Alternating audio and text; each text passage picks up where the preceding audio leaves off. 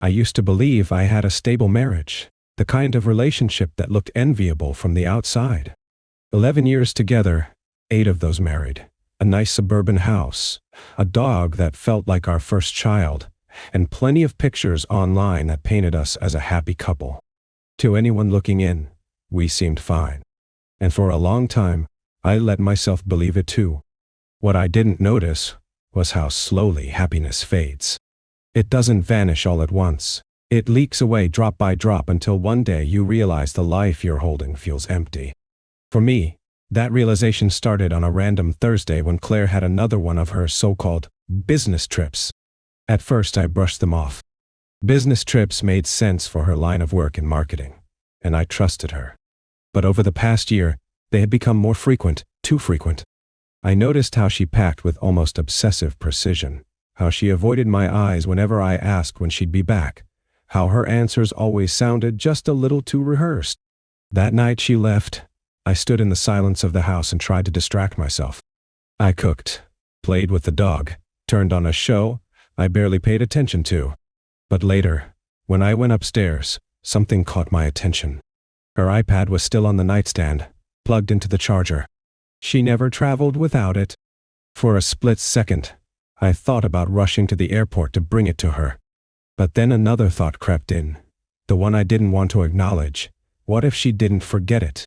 What if she left it behind on purpose? I stared at it for a long time before picking it up. My hands shook as I unlocked the screen. I told myself I wasn't snooping, that I was just making sure everything was fine, but deep down I knew that was a lie. Suspicion had already taken root, and I was past the point of pretending. The messages I found made my entire body go cold. There were long threads with a contact saved under a single letter. Each word I read felt like a knife in my chest. She wrote about how alive she felt, how she had to be careful, how I would never suspect anything. She even mocked me, claiming I was clueless and always had been. It felt like the ground had given way beneath me. I dropped the device and sat there in the dark, heart racing, unable to process that the woman I loved and trusted had been living an entirely separate life. The next morning, I couldn't face work. Every time I closed my eyes, those words flashed before me. I kept hearing the way she described me. Clueless, blind, pathetic. Maybe she was right. Maybe I had been. But if I had been blind before, I wasn't anymore. That night lit something inside me. I decided I wouldn't confront her right away. If she thought I was too naive to suspect anything, then I would use that to my advantage. I spent the next few days digging quietly. Credit card statements, phone records, receipts, small details began to paint a much larger picture. Hotel charges that didn't match the cities she claimed to visit. Ride receipts at strange hours. Even spa appointments on days she had told me she was working late. Each new discovery chipped away at the last pieces of denial I was clinging to. And then I found him. The man she had been with wasn't some stranger. He was a colleague, someone she had casually mentioned before as nothing more than a work acquaintance. It turned out the so-called business trips were just elaborate cover stories. By the time she returned home that Sunday night, smiling like nothing was wrong, I already knew too much. I could see the lies in her eyes, the little performance she put on for me, and it almost made me sick to watch her act. That was the moment I decided I would stop being the blind husband she believed me to be. I wouldn't explode or confront her immediately. I would watch, I would learn, and I would plan. Because if she thought her secret life could stay hidden forever, she was about to learn how wrong she was. The days that followed were some of the most difficult of my life. Every glance at Claire, every casual touch, every laugh she offered felt like a performance. I found myself studying her like a stranger. I would watch the way she clutched her phone a little too tightly, how she always turned the screen away from me, how she smiled at nothing while typing. I realized how many of those small habits I had ignored before, how blind I had been to the subtle red flags that now screamed at me. I couldn't bring myself to confront her, not yet. Rage wanted to consume me, to demand answers, to shout until the walls shook. But I knew that would only give her control. If I lashed out too soon, she would cry, She would apologize. She would twist the story until somehow I became the villain. I had seen her manipulate others before. I wasn't about to give her the chance to do the same to me. Instead, I played the role she expected. I kissed her on the cheek when she left for work. I laughed at her meaningless stories. I cooked dinner, and I pretended everything was fine. But inside, something was hardening. I was no longer her trusting husband. I was her silent shadow, tracking every move, gathering every scrap of evidence she thought she had hidden. It was exhausting work, but strangely empowering. I started keeping a private folder on my computer, where I stored screenshots of her messages, bank statements, receipts, and even GPS data that I pulled from her car's navigation history. It wasn't difficult once I knew what I was looking for. Patterns emerged, certain dates that lined up perfectly with her trips, weekends where she claimed to be working overtime but had hotel reservations just outside the city, afternoons where she was at the spa but actually checked into the same restaurant again and again. The more I uncovered, the more my marriage began to look like a carefully constructed illusion. Claire had built a second life right under my nose, and I had been the perfect fool who paid the bills and smiled for the pictures. I hated her for it, but I hated myself more for not seeing it sooner. Still, anger was fuel. Every new piece of evidence gave me a strange sense of control, as if I was finally holding the reins of my own life again. She thought she was in charge of the lies, but I was the one building the truth, brick by brick. I began to notice how predictable she was. She would claim to be going to networking events once every other week, always on a Thursday or Friday. She always returned home late on Sundays, just enough time to play the role of a busy professional. And every time, she came back refreshed, energized in a way she never seemed after spending time with me. That realization cut the deepest, because it showed me just how completely she had given herself to someone else. What made it worse was who he was. The man wasn't just a colleague. He was someone I had shaken hands with at a company holiday party, someone who had looked me in the eye and pretended to be friendly. I remembered how he had complimented our home, how he had spoken about his own family, how normal he had seemed. All the while, he had been slipping into my wife's bed the moment my back was turned. The betrayal wasn't just personal. It was layered, sharp-edged, cutting me from every angle. It wasn't only my wife who deceived me. It was the life we built, the image we projected, the friends who probably suspected something I didn't. I started to question everything, every memory, every happy moment, every smile. Was it all real, or just a cover for what she was doing behind the scenes? I stopped sleeping properly. At night, I would lie awake with my heart pounding, staring at the ceiling while she slept peacefully beside me. Sometimes she mumbled in her sleep, whispers I couldn't fully catch, but every sound sent a chill through me. I wondered if she was dreaming of him. The stress began to wear me down. My appetite disappeared, my work performance suffered, and even the dog seemed to sense something was wrong. Yet, I forced myself to continue the charade. I couldn't let her know I was onto her. I couldn't give her that advantage. Weeks passed, and my folder grew thicker with evidence. But evidence alone wasn't enough. I realized I didn't just want to expose her. I wanted to break the illusion she lived in. I wanted her to feel the shock I had felt when I discovered the truth, to watch her perfect little double life crumble in her hands. So I started to plan. I researched divorce laws, financial implications, property divisions. I quietly moved some of my money into a separate account, making sure to leave no trace she could easily discover.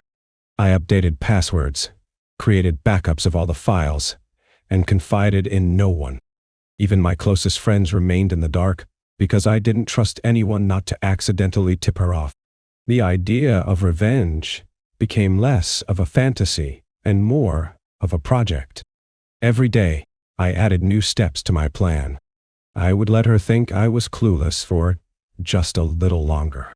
I would let her believe she had fooled me completely. And then, when she least expected it, I would reveal everything. It wasn't about anger anymore.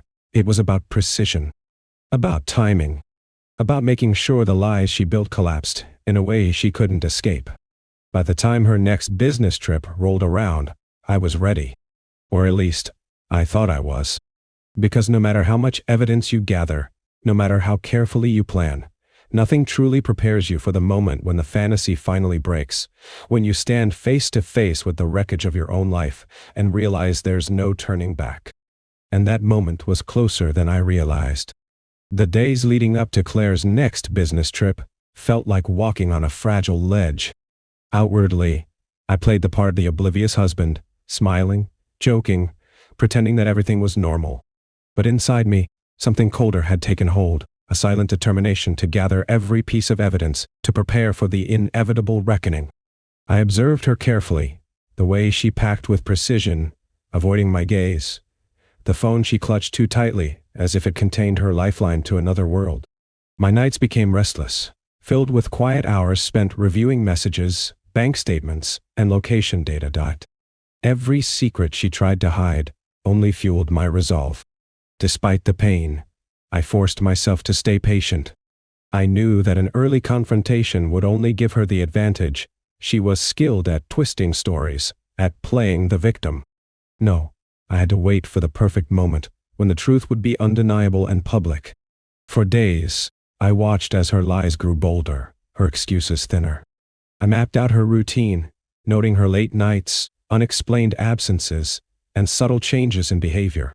The man she was seeing was not a stranger but someone I knew, a colleague, a man who had smiled in my presence with the ease of a friend. As I prepared my case in silence, a strange strength grew within me. I was no longer the unsuspecting husband, I was becoming the master of my own fate. With the evidence compiled, and my strategy carefully plotted, the final piece fell into place when Claire announced she would throw a small party for herself on the last night before her trip. A gathering with friends and coworkers at our house, a perfect stage for the drama I intended to unveil.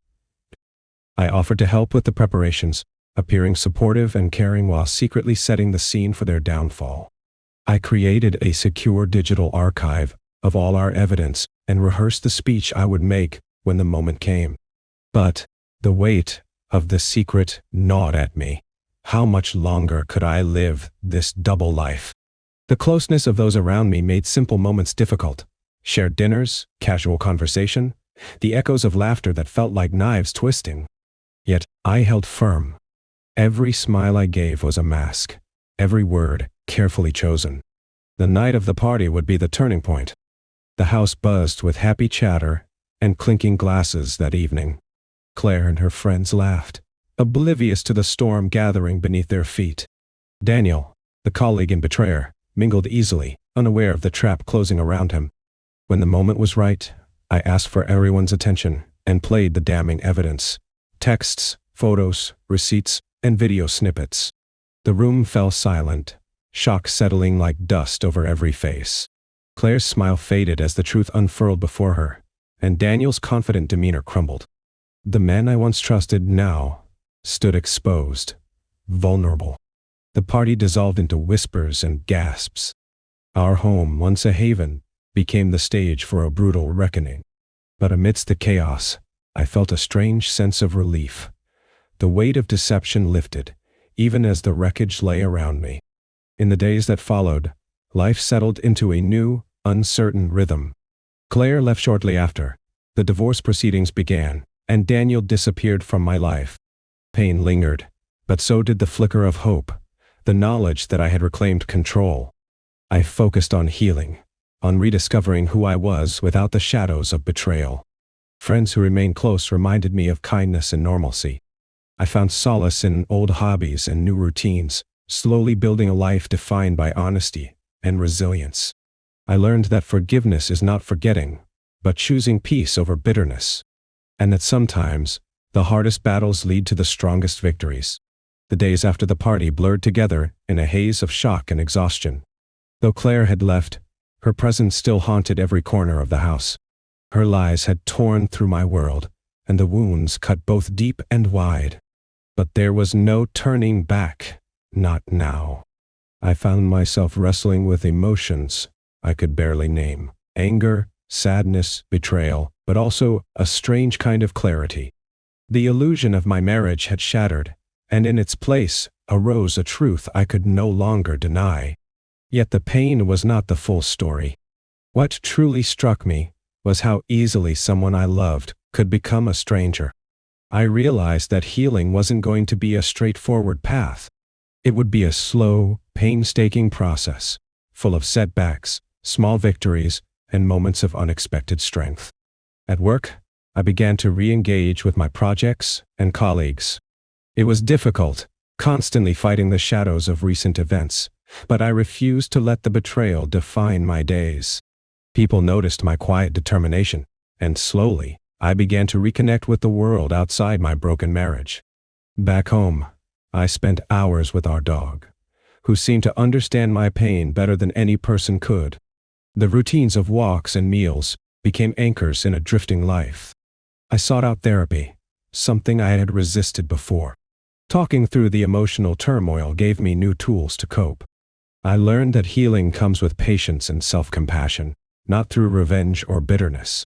The road to rebuilding wasn't just about fixing relationships with others, it was about reuniting with myself. I spent long evenings journaling, allowing myself to feel without judgment. I faced the harsh reality that the man I was before the betrayal was gone, replaced by someone transformed by pain and resilience. Old friendships helped too. I reached out to close friends I had neglected, sharing parts of my story when I was ready. Their support reminded me that I wasn't alone, that people could be trusted again, even if only gradually. I also rekindled hobbies and passions that had fallen by the wayside. Photography helped me see beauty where it had once been obscured. Music soothed restless nights. I traveled alone for the first time, since everything changed, a short trip to the coast that rejuvenated my spirit. Slowly, I learned to choose hope over despair, to see beyond the lies and hurt toward the possibilities ahead. As life moved forward, unexpected moments of kindness appeared. Neighbors invited me to gatherings. A local community center welcomed me to volunteer. Strangers became friends through shared stories of struggle and survival. I even met someone new, a woman whose compassion, humor, and gentle strength opened doors I thought forever closed. It wasn't a rush to replace what had been lost, but a quiet beginning to something different, something real. Love, I realized, wasn't about perfection. It was about honesty and connection, even after heartbreak. Reflecting on the journey, I understood how betrayal had shaped me, but not defined me. The experience taught me to value authenticity, to communicate with openness, and to protect my heart without building walls. I shared my story selectively, through writing and conversations, hoping my experience might help others navigating similar darkness. The scars remain, but so does the strength forged in their fire. What once seemed like the end is now a new beginning, a life rebuilt on truth, resilience, and the courage to love again. The shock of discovery rippled through every part of my life, leaving chaos in its wake. Shock turned to numbness, numbness to a simmering fire that refused to die. Even as I hid my pain beneath quiet smiles and hollow routines, my mind was alive with plans and possibilities. The betrayal was not just a wound, it was a crucible that would forge the man I was becoming. The evidence I had so painstakingly gathered was more than just proof of infidelity. It was a map of deception, leading me through months of lies, stolen moments, and silent betrayals. Each message, call, or receipt was a testament to the reality that the woman I loved had built another life behind my back, a life filled with secrets and stolen trust. Yet amidst the despair, a strange clarity emerged. I realized that anger alone was not enough, not if I was to preserve what was left of myself. Revenge required patience and precision. I could not afford to be reckless. My very heart depended on this. I spent long hours alone, walking the streets, feeling the night air wash over me, collecting my thoughts. Quiet moments became my sanctuary, time to plan, to heal, and to steel myself for the confrontation to come. In the solitude I wrote letters to no one, pouring my anguish, disappointment, and hope onto paper. I documented every detail of the unfolding tragedy, cataloging my pain with an almost ritualistic dedication. This was my exorcism, my way to wrest control from the chaos. I demanded of myself a promise, not to be broken by fury or despair. I vowed to face what was coming with dignity and resolve, to reclaim my narrative from the lies that had poisoned my life. The night of the party unfurled like a slow, inevitable tide. The house hummed with laughter and light. Even the walls seemed to shimmer as smiles and music filled every corner. Claire moved among the guests, radiant and delighted, basking in the glow of her curated, perfect facade. Her lover was there too, masked in charm and ease, slipping effortlessly through the crowd, oblivious to the storm, only hours away. I played my role with cold precision, the doting husband, the gracious host, while beneath my calm exterior, my heart beat a fierce, steady drum. My moment would come, and when it did, it would be unforgettable. As glasses were raised and candles flickered, I stepped into the center of the room and commanded silence with nothing but the quiet weight of my gaze. Thank you, everyone, for joining us tonight. This celebration, however, holds a deeper truth, one that can no longer be hidden, I began, my voice steady, cutting through the murmurs. The projector flickered on, and the room fell into stunned silence as screen after screen revealed what I had gathered, messages soaked with deceit, snapshots of betrayal, evidence of the double life so carefully woven in the shadows. Faces paled. Conversations died. The lovers were exposed before all they knew, the web of lies unraveling in real time. The man's confident smile evaporated, replaced by the raw exposure of guilt. Claire's eyes welled with tears as reality crashed down. For a moment, the room was still, heavy with disbelief and the terrible weight of truth. I will no longer be the man who was fooled, I declared softly, nor anyone's victim. This ends here. The party ended, not with cheers, but with whispered apologies, trembling hands, and a silence profound in its finality. In the days that followed, the dust settled but the fractures remained. The home that once brimmed with laughter felt vast and hollow. Yet in that space, I found the beginning of healing. Claire left. The divorce was finalized with few illusions remaining. Daniel's presence disappeared from my life, like a shadow retreating at dawn. With time, I reclaimed fragments of myself scattered by years of trust misplaced. Old friends stepped in. Familiar routines clicked back into rhythm, and new ones were born. The journey towards forgiveness was tumultuous, marked by nights of loneliness and days of slow acceptance. I learned to forgive, not for their sake, but to free myself from the chains of bitterness. I took solace in the small things, a dog's unconditional love, the turning of the seasons, the comfort of a good book. I re-engaged with passions dormant for years, rediscovering joy through photography and travel. Through writing and reflection, I transformed my pain into purpose, sharing my story as a beacon for others lost in the darkness of betrayal. Years passed, and what once seemed unbearable became a source of resilience. I learned that broken trust can be rebuilt, not into the same structure, but something new, stronger because it's forged from truth. Love returned, not with haste, but with quiet strength. A new woman entered my life, gentle and honest, teaching me that love is imperfect, but redeeming. I embraced the man I had become, a survivor, a learner, a man of quiet dignity. My scars tell my story, but they do not define me. I carry them with grace, symbols of battles fought and won. From the ashes of betrayal, I rose, wiser, stronger, free at last. The months that followed the stormy night of revelation were unlike anything I had ever faced before. My world was no longer the one I thought I knew. It was a fractured landscape where every step forward required immense courage. Yet, within this broken place, I began to discover something unexpected. Strength. Healing was not a linear path. There were mornings when I woke feeling hopeful, ready to reclaim my life and move on. But there were also nights filled with a heavy loneliness, when memories flooded in waves, and the silence around me echoed with loss. The fact that the woman I had loved and trusted was living a secret double life haunted me like a ghost. Still, I refused to let it haunt me forever.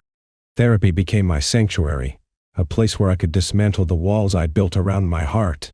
Speaking aloud the truth I had suppressed for so long was a release, enabling me to confront the complex emotions of grief, betrayal, and anger head-on. Slowly, I began to untangle my identity from the ruins of my marriage. I learned to forgive not because I owed it to her or Daniel, but because the bitterness threatened to consume me if I held on to it. One of the hardest lessons was realizing that some wounds do not fully heal, but instead become part of who you are. Scars that remind you of your resilience rather than your pain. Reconnecting with old friends was a balm none of us expected. I found their support unwavering as I navigated the disintegration of a relationship once thought unbreakable. They reminded me that life continues, that I was not alone in this journey. In their company, I rediscovered laughter, the genuine, soul-deep kind, after months of suppression. The dog, too, became my steadfast companion. Its silent understanding, the comfort in its presence, and the innocent joy it offered were invaluable. I gave myself permission to find solace in these small, tender moments. My home, once a place of secrets and sorrow, slowly transformed into a space of restoration and hope. Travel became a new kind of therapy. I took solo trips, allowing myself to get lost in new cities, landscapes, and cultures. With each new place, I felt fragments of my old self reassembling, stronger, wiser, more whole. The freedom of the open road and the kindness of strangers were silent reminders that life can surprise you, even after your darkest moments. Love. It came back, but it did not arrive hurriedly or unbidden. It was patient and gentle, like a fragile flower blooming slowly in spring. I met someone who did not fill the space Claire left, but carved out a new one alongside it, marked by honesty and mutual respect. Through it all, I began writing, pouring my thoughts onto paper, at first just to purge the heaviness, then to create meaning from the chaos. Sharing my story became a way to connect and to heal others who walked similar paths. The words that once felt like sharp knives turned into bridges of empathy and understanding. I understood, finally, that life is a tapestry woven from pain and hope, loss and rebirth. My story was not a tragedy. It was a testament to the human spirit's ability to endure, adapt, and find light on the other side of darkness. As the years passed since that twilight moment of betrayal, I came to view the experience not simply as a chapter of pain, but as a defining crucible shaping the rest of my life. It taught me essential truths about trust, self-worth, and the power of moving forward. I learned that rebuilding does not mean forgetting what was lost. It means building something authentically new and stronger. There were days when I struggled with shadows of doubt, questioning if I could ever fully trust again, but those days grew fewer and were met with greater determination. My relationships deepened with a new foundation of clarity and honesty. I fostered connections that prized sincerity over pretense, learning to listen more deeply and express myself with vulnerability.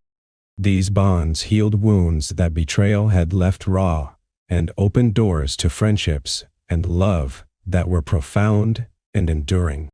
In my professional life, I pursued new goals with renewed vigor. The resilience forged in personal hardship fueled my work ethic, enabling me to take on challenges I might once have avoided.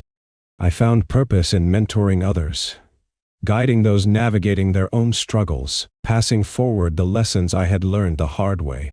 Home became a sanctuary once more, filled with warmth and peace.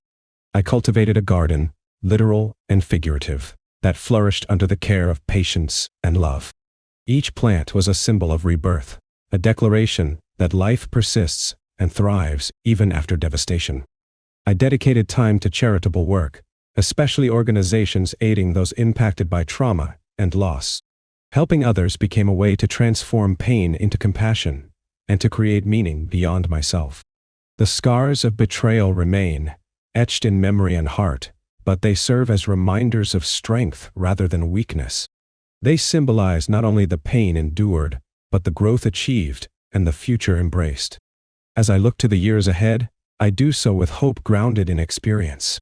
I know life's path is neither smooth nor certain, but I am committed to walking it with authenticity and courage. To anyone who faces betrayal and heartbreak, I offer this: your story is not over. The pain you carry can become the foundation of your strength. There is life beyond loss, sometimes unexpected and quietly beautiful. Trust in your resilience. You can rebuild. You will rise. This is no longer just my story of betrayal. It is my legacy, a testament to the power of truth, forgiveness, and the unyielding spirit to love again.